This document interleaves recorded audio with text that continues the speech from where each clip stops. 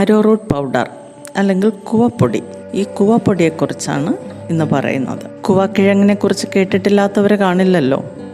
1 kilo arrowroot പൗഡറിന് 1000 രൂപ മുതൽ 2000 രൂപ വരെ വിലയുണ്ടെന്നാണ് പറയപ്പെടുന്നത്. ചിലർക്കെങ്കിലും ഇത് അറിയാമായിരിക്കാം. എന്നാലും കൂവ കൃഷിയോട് പലരും താല്പര്യം കാണിക്കാറില്ല. നീലക്കൂവ, മഞ്ഞക്കൂവ, വെള്ളക്കൂവ എന്നീ നിറങ്ങളിൽ ഇവ കാണപ്പെടുന്നു.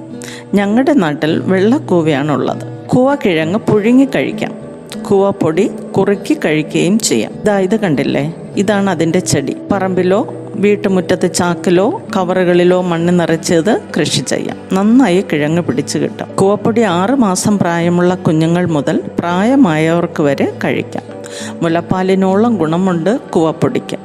പെട്ടെന്ന് ദഹിക്കുമെന്നതിനാൽ ധൈര്യമായി കുഞ്ഞുങ്ങൾക്ക് കൊടുക്കാം. ദഹന സംബന്ധമായ പ്രശ്നങ്ങൾക്കും ഗ്യാസ്, മലബന്ധം, വയറുവേദന, വയറിളക്കം തുടങ്ങിയ രോഗങ്ങൾക്കും കൂവപ്പൊടി വളരെ നല്ലതാണ്.